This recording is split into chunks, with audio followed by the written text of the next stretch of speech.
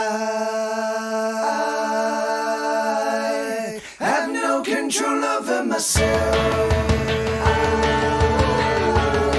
I have no control over myself. I have no control over myself. I have no control over myself. I'm the speaker in Congress of impulses. I'm the speaker in a Congress of drives. I'm the speaker in a Congress of proclivities. I'm the speaker in a Congress of appetites.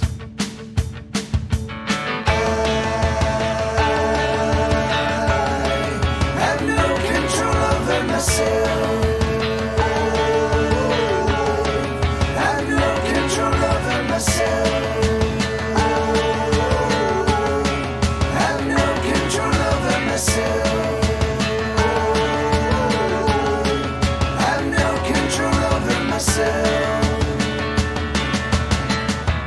The floor recognizes Congressman Alcohol and Congressman Cocaine and Congressman Fuck It All and Congressman Selfishness and Congressman Helplessness. You have the floor. The floor recognizes every single impulse, each and every single one. And it's impossible to get anything done.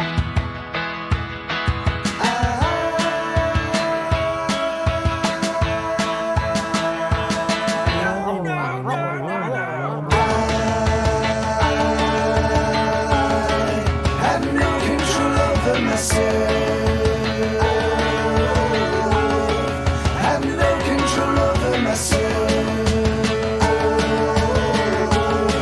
I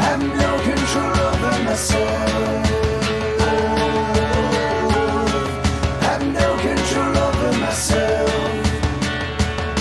I'm the speaker in the Congress of impulses.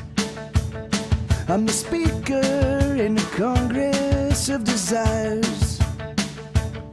I'm the speaker in the Congress of urges. I'm the speaker in the Congress of appetites. I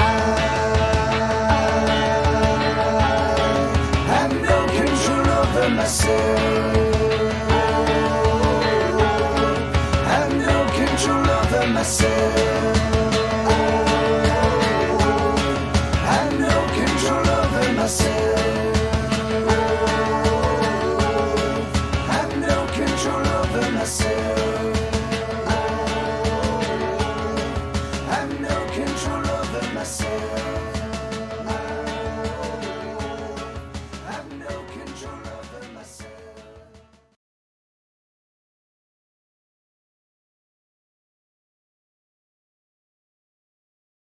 Oh, there you go. Hey, everybody. So I just took a shower, so my hair is still really wet. Okay, so I've decided. I've been really feeling disconnected from everything I do, all the music I make. I've just been feeling just disjointed, like out of. I don't know how to explain it. Anyway, so what I said I was going to do is I think I'm going to take the next couple weeks and just kind of explore my albums. And so I'm going to start reverse. So I'm going to start with Hesitation Cuts, which is my newest record, which is it's my masterpiece. It's me at the height of, I've spent well over 20,000 hours. I've spent thousands and thousands and thousands and thousands of hours writing songs, making music, playing and playing and playing. So, yeah, right, Matrika? Yeah, it is.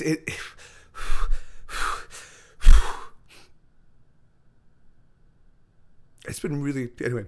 So let's just give that. So, all right. So the opening of the record of Hesitation Cuts.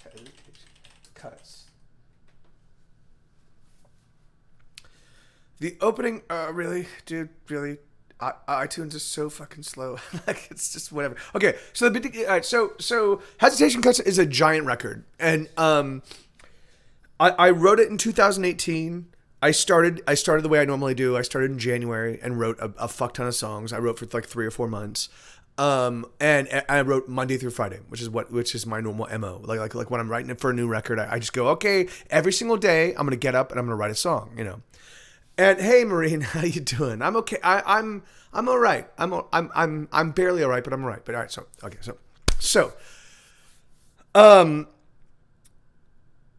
so we're gonna listen to Hesitation Cuts, which is my newest record. What I'm gonna do is I'm gonna try to explain. I'm gonna try to give you guys a little bit of insight into each actual track before it goes in. I'm gonna try to tell you things I maybe haven't told you about what went into the thinking behind the track, what went into the production of the track. So it's not gonna be like just one continuous listening of the album, you know. And we may not even get through the record because it's got 45 songs on it. It's like a 2.5 hour album, but with my explanations, what have you.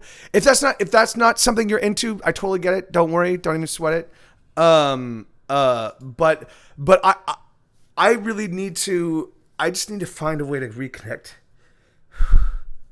with my music because I'm feeling a little bit. I'm just despondent, you know, lately, and I wanna anyway. So but I do know I put in a ton of effort into every album I've ever made, and so what I'm thinking is if I articulate to you guys, even if you're not even here, even if I'm just forcing myself to listen to this stuff and talk about it, maybe it might jumpstart my interest in my music. So that's what I'm hoping for. All right, so here we go. So the very first song on the album is called "Confessions of a Professional Songwriter," and it really was, for me, it was. I just wanted to say, like, you know, I've been doing this a long time. I have 17 albums in stores. 17 albums. 17. I've played thousands of shows, thousands of live shows. I've played for thousands and thousands and thousands of hours in front of and the fact that I still feel like I have to struggle, like that I struggle as hard as I do, like, seems unfair. It seems like am I terrible? And so a big part of me goes, oh yeah, no, you're just terrible, Mike. Like, you're just a second class musician. I know that's not so. But the impact I have on the world, what I see happens with other people and what happens with me is very different, you know. So, all right, so I wrote this song, "Confessions of a Professional Songwriter," and it was just like it's, and so the idea behind the song was like, I wanted to show people that you can fall apart even in the process of writing a song, right? So the idea is, it's a meta song. It's I'm putting you in my head as I'm writing a song that sounds cool and fun, but I'm slowly but surely falling apart. So that's this one. So Confessions of a Professional Songwriter.